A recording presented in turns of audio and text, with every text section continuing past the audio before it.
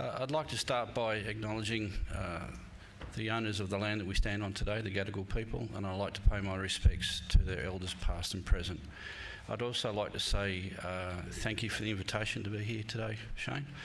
I've come to share a pilot program that Community Sector Banking has initiated with a number of pilot partners around the country, and I want to tell you a little bit about it, what it is exactly, what is Unpack for Good, that's the name that we give it. It's a bit of a take on that theme of people always moving around and moving in and out and packing up and moving in and out and packing up and moving in and out. So hopefully this gives them the opportunity to unpack for good. I want to explain to you why we're doing it. I want to just give you a brief overview of what shared equity is. A little bit about how it works, why a community housing provider or housing association would do it, and I guess a little bit about what's in it for them once they have done it. And then a little just brief introduction to how it's structured as a legal form of home ownership. Okay. Now, I just want to say that I come with a warning with these things. I forget which button I'm pressing, a bit like Ray, and at some point during the presentation I might give someone an epileptic fit, so just bear with me.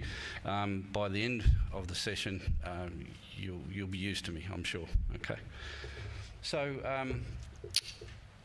Unpack for Good is a pilot program, as I mentioned. It's working with 6, the documentation on the profile there says 8 community housing providers. There is 6 actually in the pilot, and there's something that they came to us and said, we've got this issue around really only having 3 opportunities for people in Australia around their housing options. They've got social housing rent, they've got market rent, and they've got home ownership. And there's just something else that needs to be there, because it's just too big a jump from social housing to market and from market to home ownership. So can you work with us? So the answer was yes, we'll work with you, and I'm pleased to say that we're kicking it off. We have some stuff already undergo in Melbourne, which is really good, but on a different form of shared equity, and I'll come to that a little bit later. There's 2 forms that are at play at the moment, but I'd like to really talk to you about the one that we're introducing here, which is as a result of co-design with community housing providers. They've sat down with us and said, this is what we think it needs to look like. They're providing equity and partnerships to assist in partial home ownership. Now, I just want you to concentrate on the word equity just for a moment, because you'd normally be thinking about home ownership using a word called deposit, something that for many Australians is unachievable, or so far in the future that they just don't even bother thinking about it. Now, equity is still a difficult concept to get your head around, but bear with me and you'll see where it goes. Yeah. It effectively enables rent to be swapped for home repayments, okay, so for a mortgage, and with a requirement of maybe up to 5% deposit. And it just depends on the pilot partner and the community housing provider and what they've asked for, okay. Some say we don't need it, we don't want it, so it doesn't matter. And some say, well, it'd be good to have it, but no more than 5%. So it's a little bit of a skin in the game type of arrangement, okay? So this is something that we can work with the partners to build. As I said, it's a co-design exercise. We have housing provider partners that are in regional New South Wales. It was difficult to find someone that could do this in metropolitan Sydney for all the reasons that we all know, but you know, we're not giving up. There's another stage or 2 to this as it works out. But we're looking at Orange, we're looking at the Illawarra region, we're looking at metropolitan Melbourne for the housing unit market, and we're looking at regional Victoria for standalone dwellings. We're looking at Adelaide for standalone dwellings and the unit market, and we're looking at Perth for the unit market. Okay, so that's gives us a bit of a snapshot across the country, I suppose, see how the different mortgages perform and how the experience of the homeowner is. Have we done a good job with them? Have we helped them? Have we done all the things that we said that we would do? Okay. So, why are we doing it? We're a joint venture between Bendigo Bank and Community 21. And Community 21 is a not-for-profit company that constitutes 38 not-for-profit shareholders. And the company was formed in about 2002 as a joint venture, as I said, to provide access to capital that the mainstream banks would not provide to the not-for-profit sector. So there was a time when nobody would lend money to not-for-profit sector, let alone the community housing sector in Australia. And I know you guys have been talking about what do you look like 15 years from now. I can tell you 15 years from now, the Commonwealth Bank will be up here saying, how much money do you need? That's where you're going. But you've got a few steps in between. I know that. So our shareholders include community housing providers, St George Community Housing, Illawarra Housing Trust, Haven Home Safe in Victoria. We have peak bodies like the New South Wales Federation of Housing Associations. We have National Shelter, and we have another company called National Affordable Housing Consortium. So out of the 38, we've got a magnetic north in housing and homelessness from 7 of those organisations have said, you will do this. So our motivation for doing this is a little different to what a mainstream bank would be. A mainstream bank will be up here talking to you about tens of thousands of mortgages that need to be sold as a product and commoditised, and we get ramping them down. Keep coming, guys. We're doing this because we actually want to lift up from the numbers attached to the mortgages and say, is there a possibility of creating a new form of home ownership, a new form of a housing option? Okay, so that's our bigger picture. So as I said, we've got social housing rent, market rent, home ownership. Those are our current options, and we would like to create shared equity. So this is a proof of concept, if you like. It's saying this is actually a real alternative to Australia. We're doing it because we want to create long-term housing options, and importantly, we want to do it to assist in wealth creation via home ownership.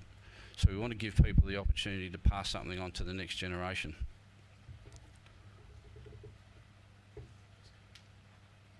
Yeah, sorry, I'm blowing it up now. I'm chasing it as well. Okay, so shared equity, what is it? It's a social inclusion product, and it has two forms or two components. There's a traditional home loan and there's a shortfall, which is the equity component.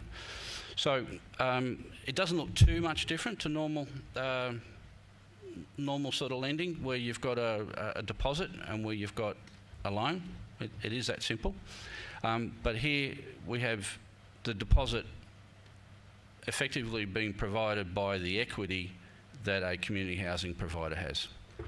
So what they're doing is that they're looking inside their housing portfolio, they're looking inside their tenants, and they're saying, who in here is on that cusp or potentially has the ability to swap rent for a mortgage if someone else was to provide the deposit, or in this case, the equity.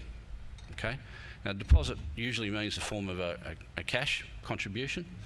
Equity means, well, we'll let some of our house go to the homeowner. We'll share in the ownership. We'll have a partnership around the provision of the house. Okay? So that way there's no cash that actually needs to pass through hands, but it gives the bank comfort that there is some partners in here, and you know, we're going to work with each other and we're going to help each other to get this home ownership thing happening. So it works effectively like I said, on the left-hand side of the screen. You've got your traditional home loan. The normal thing that occurs with your normal sort of assessment of people and their ability to manage a home loan occurs. There's nothing changed there. It's all the same. got to meet the National Credit Consumer Protection Act requirements. We've got to make sure that we don't put people into housing stress. We've got to make sure that they can service their loans. We've got to do all the right things that a good citizen, corporate citizen would do. On the equity component, this is really up to the equity provider to have the say over what they want to have happen with their equity. At the end of the day, it's their equity that they're providing. So it's their guidelines that they provide. But generally speaking, there's no interest payable on the equity component. Repayment is at the end of the term or sale or some other event that changes the need to be there. So the equity is repaid back. We've done some modelling that shows, in theory, well, practice is yet to prove it, but in theory, people build enough equity in the home after a 10-year period that they can effectively refinance community sector banking out and go to a mainstream bank. Okay, so that's a good option for people as well. Yeah, as I said, equity. Think of it as equity rather than debt, rather than deposit, and you should manage the concepts pretty good. It's not a mainstream way of thinking in Australia at the moment. It's very popular, as people will tell you, in the United Kingdom. It's a very popular housing option over there. It's not popular here for lots of reasons. I think culturally, the concept of sharing your home ownership is, it's new. Do I trust them? Is it going to work? There are 3 existing shared equity home ownership programs in Australia at the moment. The equity providers are the Tasmanian government, the South Australian government and the West Australian government. So while it's new, it's been around for a little while in those states, and it's all proven to be pretty good. I got 5. Good. I'm only going to need 3. It's all right. So while it's new and we expect the take-up to be not high, I really think it's worth pursuing, and I think it's just a question of time and people getting used to the idea and comfort. So why would a CHP do this? Well, there's a couple of reasons, and these are the reasons that they've given us directly. Remember, this is a co-design. We build it with them, and what they've said to us is that this is a way of recycling the capital that they have. So rather than spending 100% of $100 million to put housing on the ground, they can spend $25 million and get the same sorts of housing outcomes. Not rental, obviously, but a shared home ownership model with all the benefits that brings. It allows them to take that capital back out and address it to reducing their debt, or even leveraging it to build more houses again. Okay. Some of them asked for an exit strategy for the National Rental Affordability Scheme. Some of us might remember that that scheme. It doesn't exist anymore, but it had a 10-year life plan, and you'd expect that somebody that was provided with affordable housing after 10 years will put down roots in their community. The kids are going to school, everything's looking pretty good, and then the community housing provider comes along and says, well, you've got to pay market rent now because I'm not getting that subsidy, or you need to move out because I have to put someone else in it. Wouldn't it be really nice just to say, well, would you like to swap your rent for some mortgage? We'll give you an opportunity to buy some of it, and over time you can buy us out altogether. So it's a nice, neat way of not turfing people out just because government programs change. They were also seeing it as an option for partnering with developers. We have developers that are more and more being caught by inclusionary zoning requirements to provide social housing or affordable housing in the form of rental supply mostly. That's the only option they have at this point. Shared equity is another option for them. It has the same benefit for the developer. Rather than tying up 100% of their equity and capital in a housing development for the next 10 years or 20 years, whatever that inclusionary zoning requirement is, they can pull 80% of their capital out at the beginning on sale. Yeah, and you're still getting the same affordable home ownership outcome that you're looking for. just through a different model of doing it. As I said, it provides an alternative to head leasing and the management, which is the current model, rental only. And they actually genuinely want to see someone move on to good things, and they want their tenants to move on and have great opportunities in life and not just be stuck in social housing or community housing or affordable housing or any other form. They would like them to own their own home.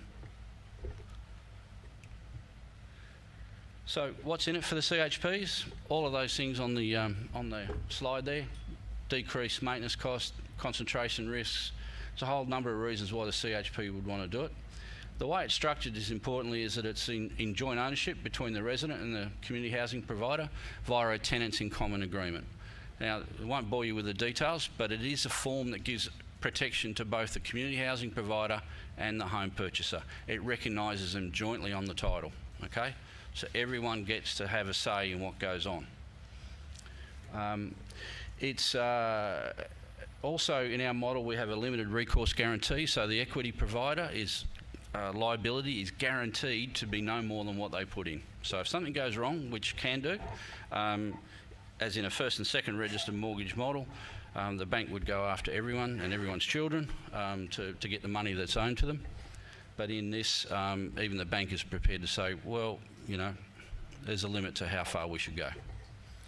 And the capital gains or losses on sale are shared proportionally, except for the bank. The bank doesn't take a loss, and that's because it doesn't join in the profit either. So it has to have one position or the other.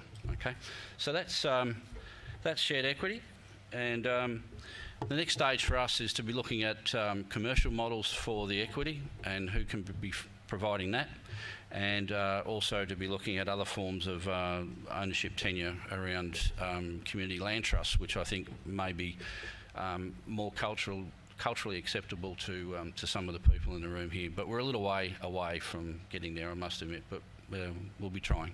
Yeah, so that's us.